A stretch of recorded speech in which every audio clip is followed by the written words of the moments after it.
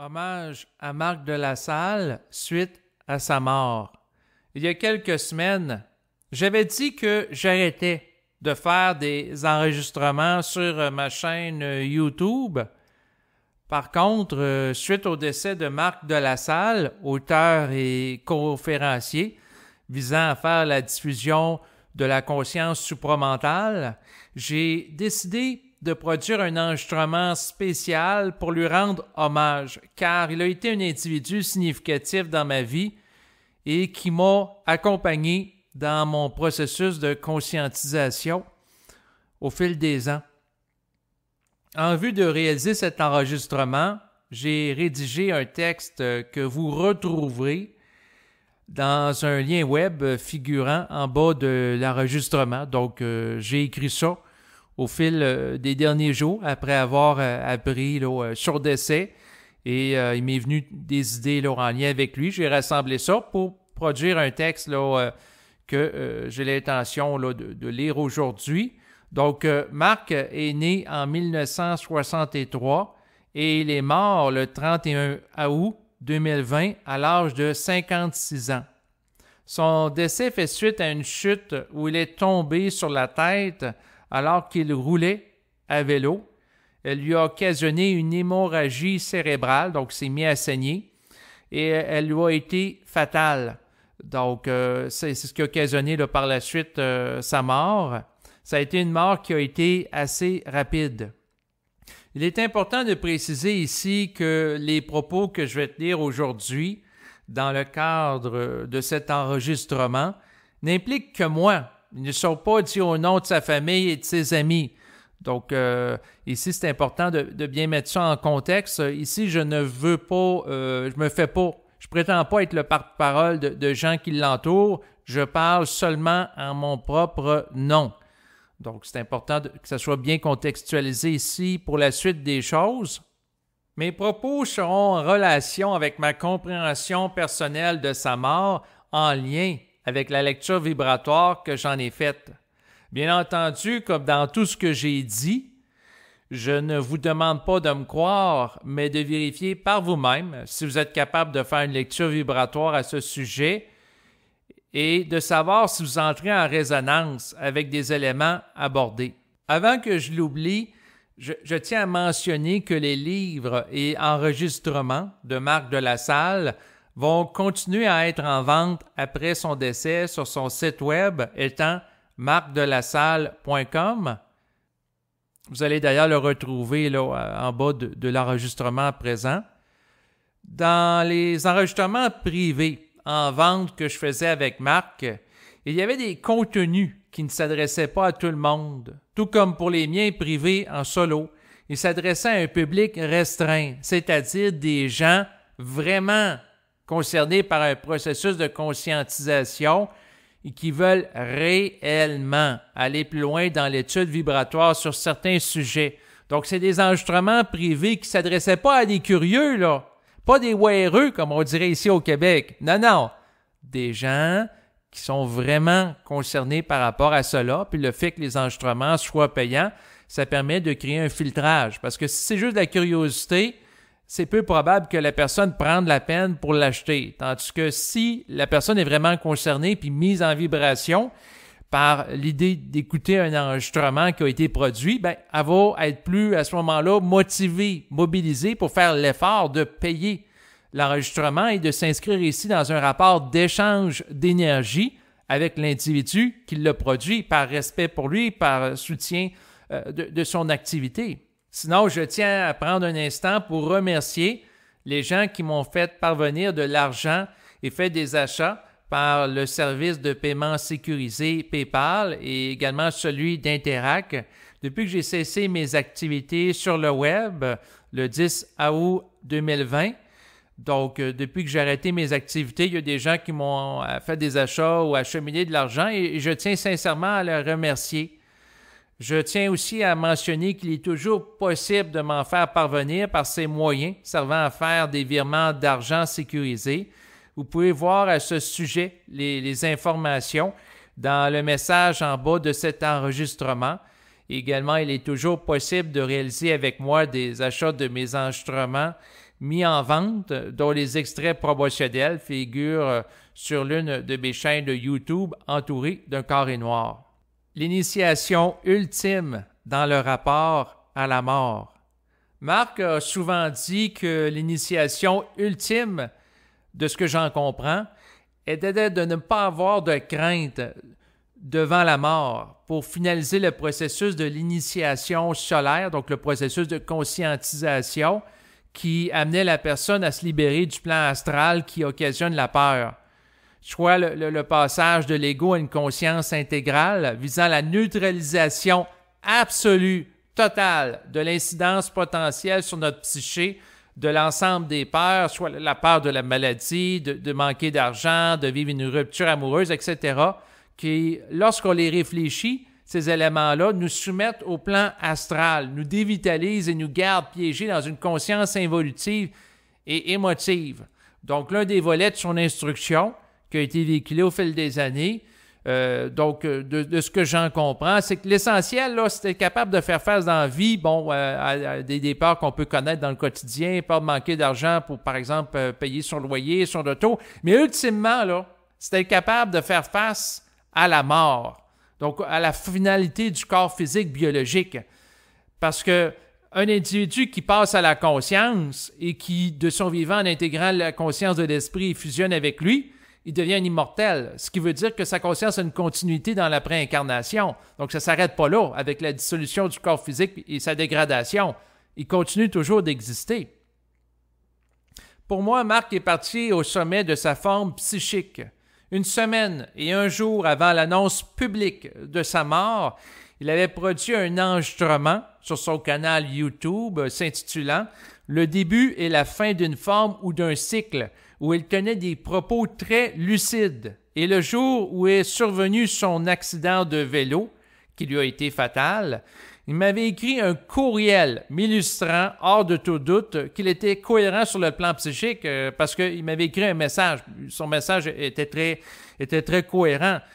Donc, j'ai la vibration qu'au moment de la fin de son corps physique, il était dans un état de cohérence psychique, soit libre de la crainte et de l'astral. J'ai la certitude qu'il avait alors le mental intact, soit sans réflexion. J'ai la vibration qu'il est libre à présent du cycle de la réincarnation et qu'il existe toujours en tant qu'homme esprit, homme avec un grand H, c'est-à-dire individu qui a intégré l'énergie impersonnelle qui pouvait être associée à son ego, donc sa contrepartie cosmique. Je ferme les yeux pour visualiser sa forme énergétique qu'il a présentement et je vois une structure d'énergie blanche et libre des attaches planétaires et sans lourdeur astrale de couleur, soit des karmas qui, dans le fond, l'alourdiraient. Donc, la façon que je vois ça, c'est que Marc, après avoir quitté son corps physique, a passé à une conscience cosmique. Ayant finalisé le processus de sa fusion, il est libre de l'astral. Il est disponible à présent à œuvrer à un autre niveau de réalité pour participer au déploiement de la régence planétaire dont il était question à de multiples reprises dans mes entrevues avec lui. Cette régence implique la collaboration de nouveaux initiés sur le plan physique et psychique en vue de mettre fin au plan astral et de favoriser le passage de l'involution à l'évolution pour les hommes nouveaux, hommes ici au sens générique, ce qui implique les individus masculins et féminins, dotés d'une conscience nouvelle. Et le but de la régence, c'est la restauration de l'aura de la Terre avec le déploiement de l'énergie supramentale. Donc la régence planétaire, grosso modo, c'est une structure qui va être le résultat de l'alliance entre des individus nouveaux, de par la reconnaissance vibratoire qui s'installe entre eux pour éventuellement diriger les affaires de la Terre et à ce moment-là, amener la planète dans un nouveau cycle d'évolution et participer à ça. Donc, un nouveau cycle de déploiement de conscience et pour favoriser la disparition du plan astral. Donc voilà essentiellement le but et la fonction de la régence planétaire qui est appelée à prendre place ici. La mort de son corps physique s'inscrit suite à plusieurs fins de forme dans le contexte temporel de son existence. Lors de son dernier enregistrement public s'intitulant « Le début et la fin d'une forme ou d'un cycle », il a été question de la fin de forme dans la vie de l'individu, comme la fin d'un couple, donc d'une relation amoureuse, d'un travail et aussi la fin d'une maladie, d'un problème de santé. Curieusement, quelques jours après avoir produit cet enregistrement, son corps physique est mort, comme si au moment où il a parlé cette conférence, il y avait un aspect de lui-même sur le plan éthérique qui l'instruisait que certaines formes étaient en train de prendre fin dans sa vie en lien avec le sujet à l'étude. Il faut dire que quelques jours avant la fin de son corps physique, il y avait plusieurs choses qui avaient pris fin en relation avec différents aspects de son existence planétaire sur le plan physique. Il y a eu la fin de son couple, donc de la relation amoureuse qu'il avait avec sa partenaire avec laquelle il se séparait pour cette période. Je n'aimerais pas ici son nom par respect de la confidentialité envers sa personne. Depuis plus de 6 mois, il était prévu qu'il se sépare d'elle pour l'automne 2020. Il était même prévu qu'elle aménage dans un nouvel appartement sans lui pour le 1er septembre 2020, alors qu'il est mort le 31 août 2020. Donc là, ça c'est particulier, là, comme synchronicité, là.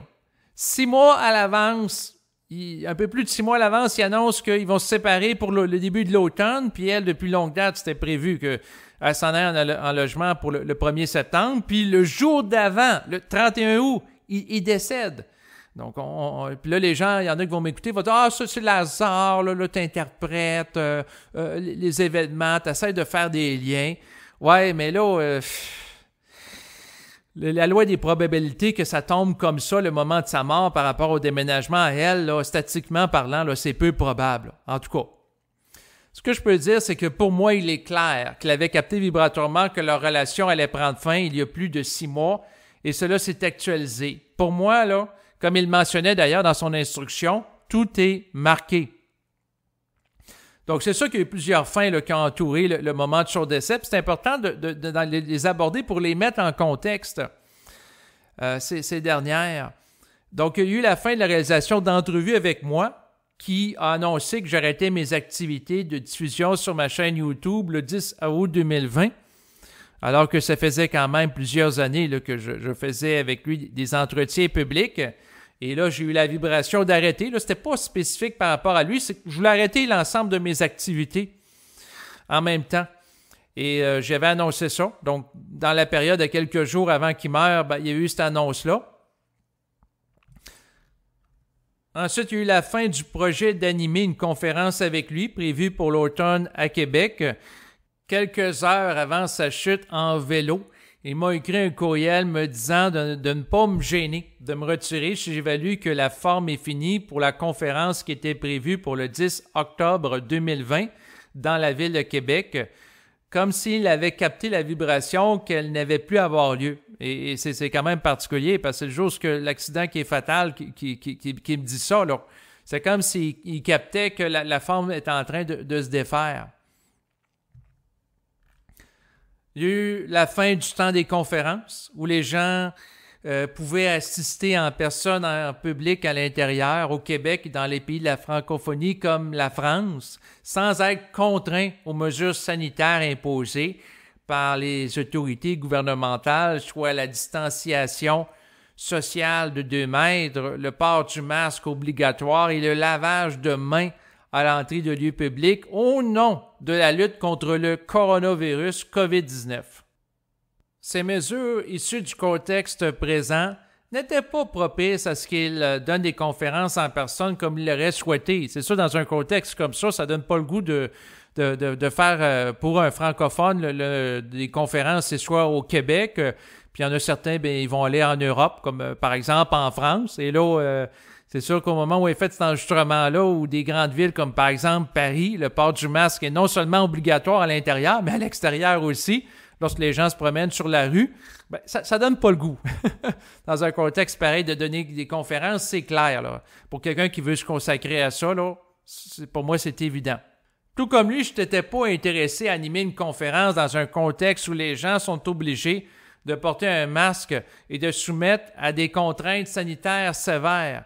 Pour moi, c'était un total non-sens de vouloir, par exemple, réunir un public pour parler de la liberté de la parole de l'individu conscient et qui se conscientise, de l'homme nouveau, dans un contexte où la figure des gens est muselée par un masque.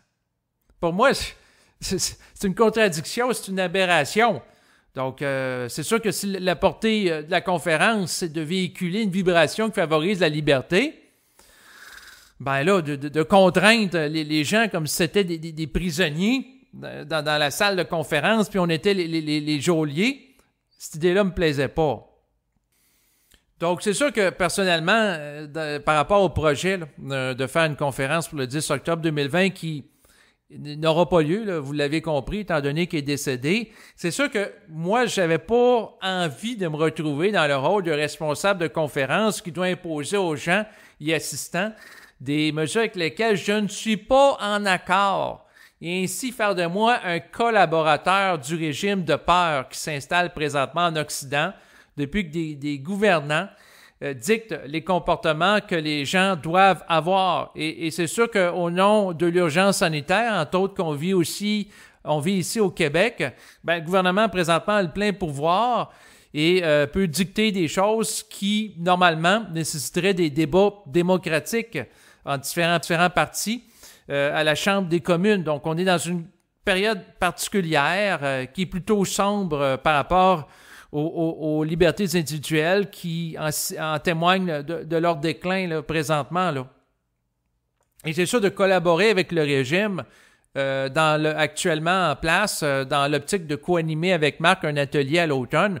Ça me plaisait pas, puis connaissant Marc, c'est ça que la perspective de jouer à la police avec les gens, dire « Ah, mais là, toi, t'as pas ton masque à l'entrée, faut que tu portes ton masque. Ah, tu t'es pas lavé les mains, lave-toi les mains. » L'autre « Ah, t'es trop proche de l'autre, là. Prends une distance, il faut que tu sois à 2 mètres de l'autre. Sans ça, t'es pas correct. » Jouer la police comme ça pendant tout le temps de conférence, puis avertir à plusieurs reprises les gens pour qu'ils se plient à ces mesures-là.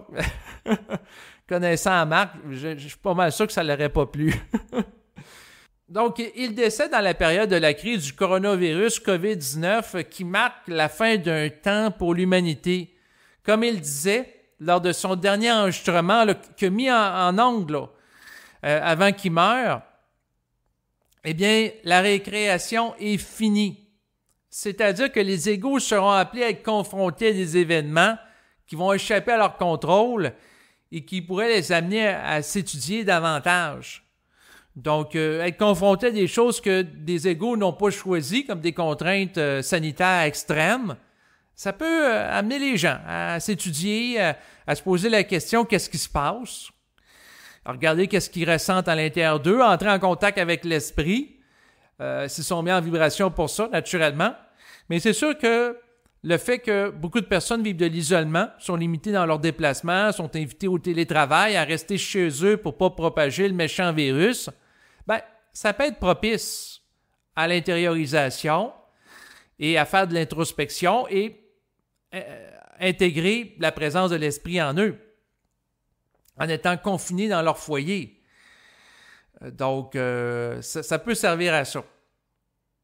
Donc, pour poursuivre mon propos, c'est que nous nous dirigeons vers la fin d'un cycle. En plus de la crise sanitaire liée au COVID-19, il y aura des changements climatiques importants rendant certaines zones de la planète inhabitables. Depuis, il y aura la diminution de la population mondiale, l'établissement de la régence planétaire et le contact éventuel sur la place publique, donc de manière transparente au grand jour avec des extraterrestres, avec lesquels des nouveaux initiés devront collaborer afin de restaurer la Terre et de régler les problèmes de pollution.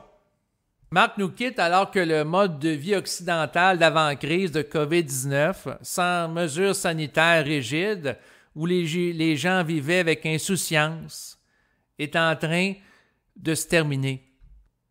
C'est la fin d'une époque et de certaines libertés individuelles au nom de la menace et la peur du COVID-19. Pour moi, la mort du corps physique de Marc, où il tombe en vélo, n'est pas arrivée par hasard au moment où elle est survenue dans son existence. Cela fait de nombreuses années qu'il fait du vélo et ceux qui le connaissent étaient au courant de cela. Comme il disait qu'il n'y a pas de libre arbitre, que tout est programmé et que la vie est impersonnelle, cela veut dire que sa mort, pour la période présente, était organisée par les plans de la lumière qui orchestrent les événements ou qui laissent certains événements prévus par le plan astral arriver. La fin de son corps biologique s'inscrit dans un contexte où certaines formes ont pris fin dans sa vie simultanément, en plus de s'inscrire dans la fin de la civilisation insouciante et naïve occidentale, vivant dans un confort matériel, une société de consommation et technologique historique qui a été atteint à l'époque de l'ère d'avant-crise COVID-19 dans laquelle il se trouvait. Donc, on a connu une forme d'apogée à un certain niveau d'insouciance. Puis là, boum, il y a la menace du coronavirus, puis le fait d'avoir l'impression de vivre dans une prison à ciel ouvert avec des mesures très strictes en Occident qu'on n'a jamais vues. Ici, en tout cas au Québec, puis je sais que c'est la même chose dans d'autres pays, ça crée un choc et ça nous amène dans une autre ère, dans une autre époque où, au lieu d'être insouciant, les gens surveillent. Si on se promène sur la rue puis on voit quelqu'un qui tousse, les gens peuvent s'éloigner. Même chose lorsqu'on va au supermarché, les gens peuvent avoir peur qu'ils soient atteints du coronavirus. Donc, on est dans un contexte de peur où ce que tout le monde, comme nous le mentionnait le directeur de la santé publique, tout le monde peut être porteur du coronavirus. Puis là, il nous disait que le virus, il peut être extrêmement traître, il peut être sournois.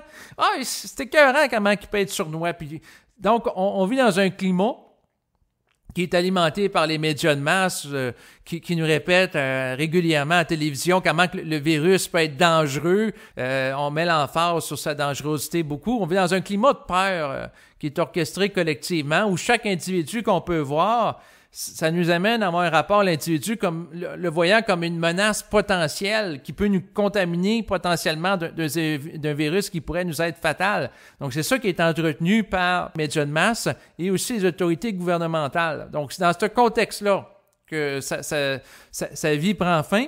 Pourquoi je mets de l'emphase sur le contexte? C'est de le décrire adéquatement pour que si des gens écoutent mon enregistrement, que ce soit dans 5 ans, dans 10 ans, dans 20 ans, puissent bien situer le contexte dans lequel son existence a pris fin. Dans un autre ordre d'idée, je capte qu'une dimension de lui avait saturé de la vie sur Terre et la dégradation de nos conditions de vie en relation avec l'émergence de la peur chez les masses.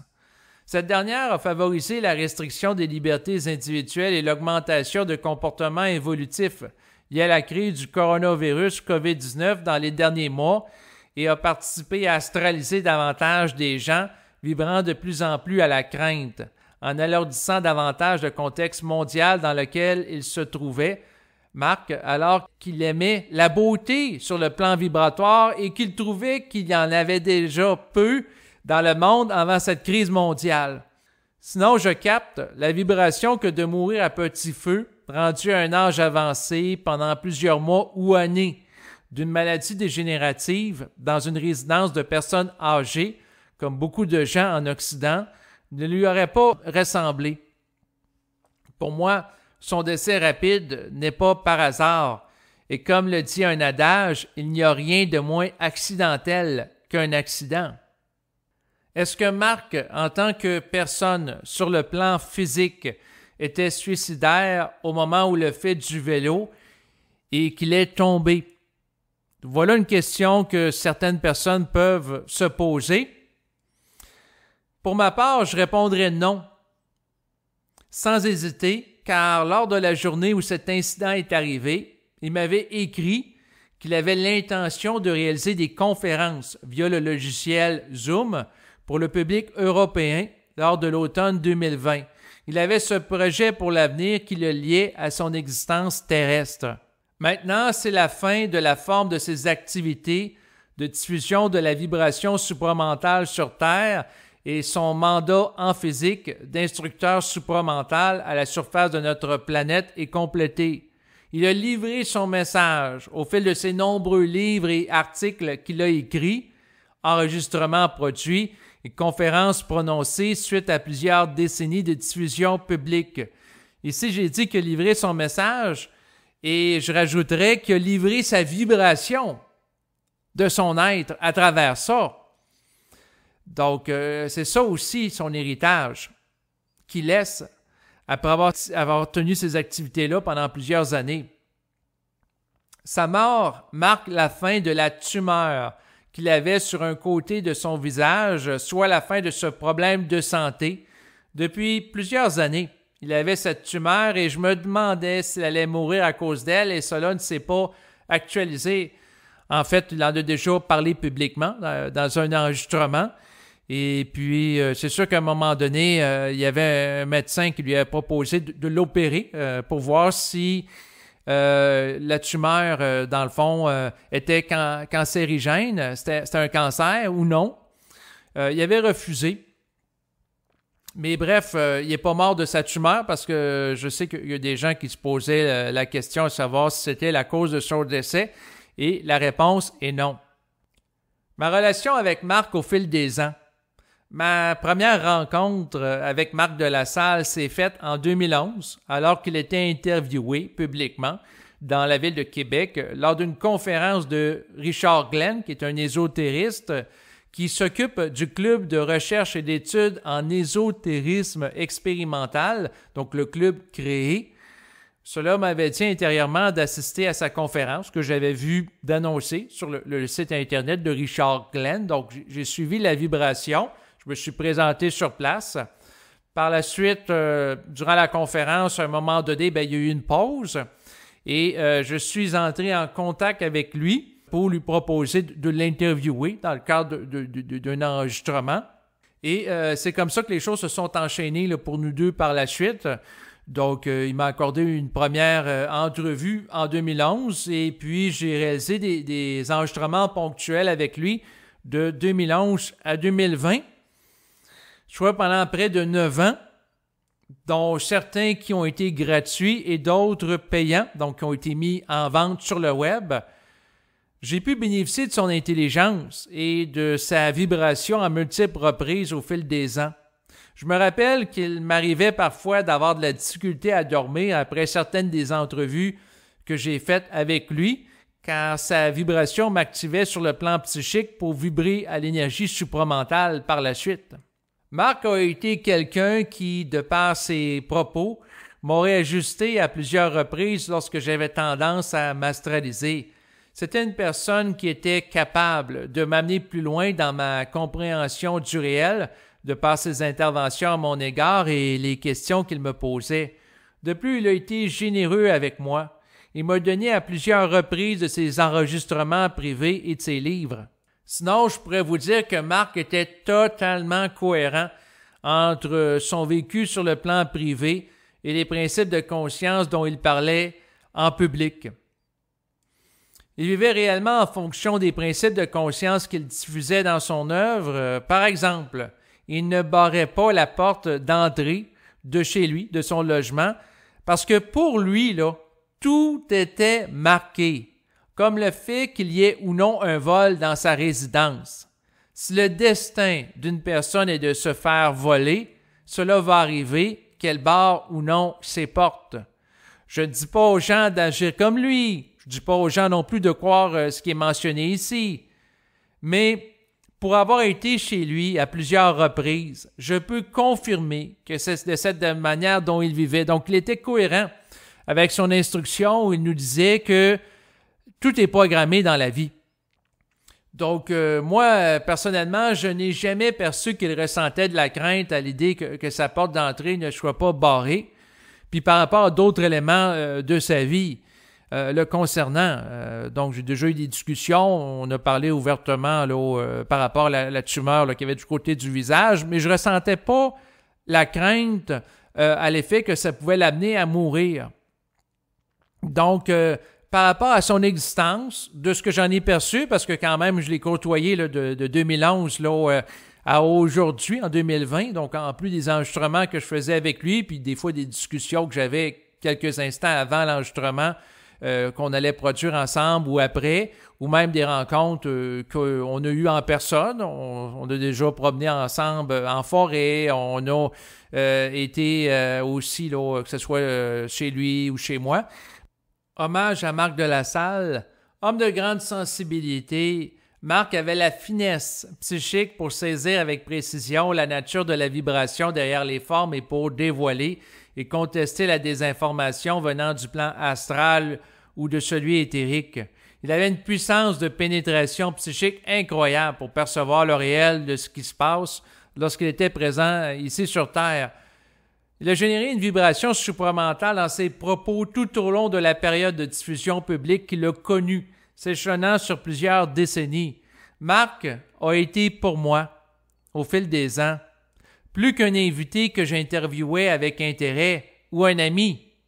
Il a été pour moi un réel allié psychique dans mon processus de conscientisation et d'individuation.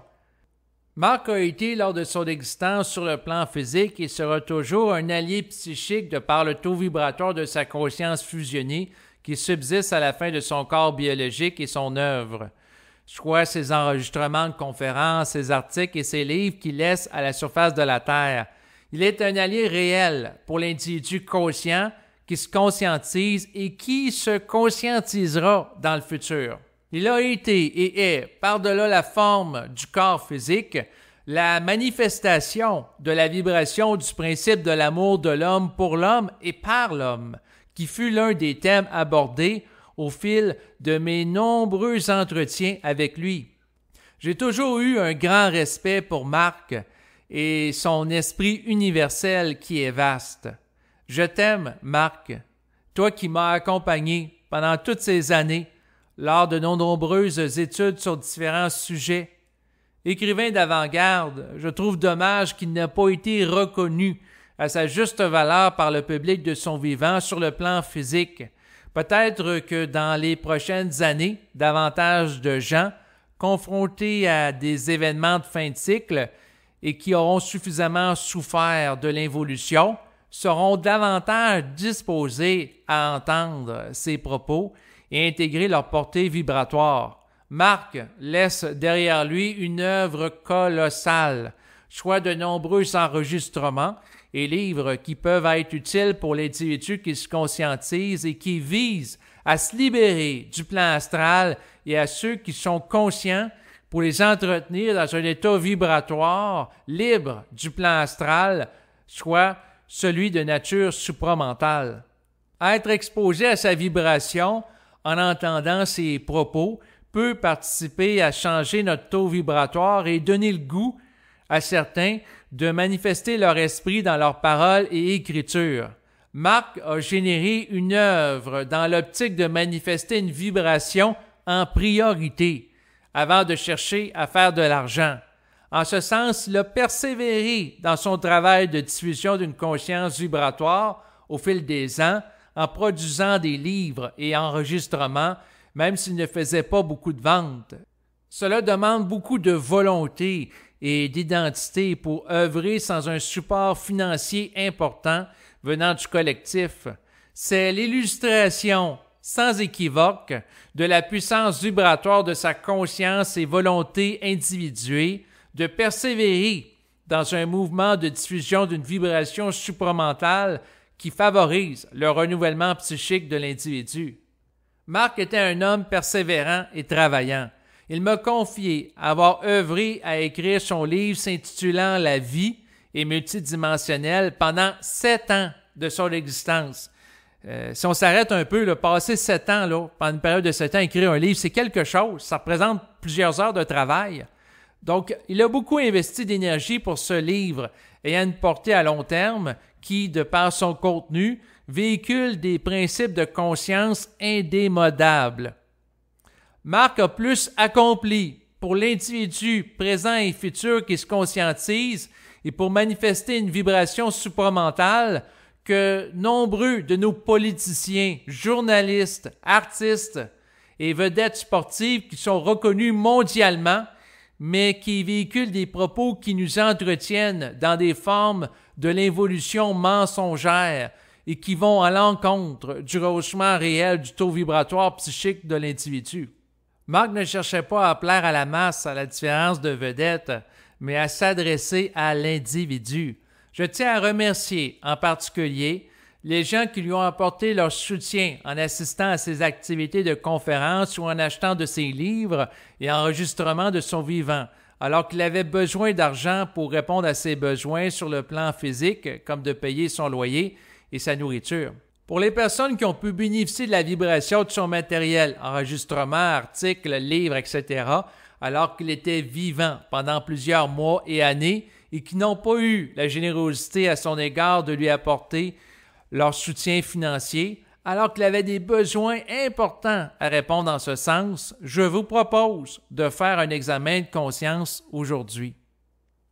Je vous suggère fortement de vous demander où est le respect et la manifestation du principe de l'amour de l'homme pour l'homme et par l'homme dans de tels agissements.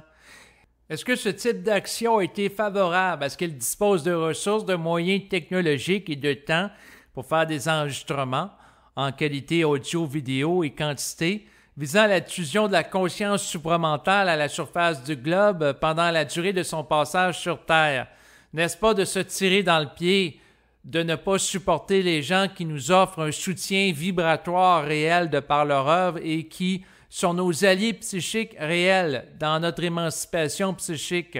Allez-vous agir de la même manière avec d'autres initiés présents ou qui viendront sur le plan physique pour œuvrer pour le rayonnement de la conscience supramentale à la surface de notre planète? Pour ma part, je suis heureux de lui avoir acheté de ses livres et assisté à de ses conférences et été présent à un séminaire qu'il a animé. Je m'étais d'ailleurs inscrit à une autre activité de séminaire qu'il était censé donner, mais qui n'a pas eu lieu faute de participants.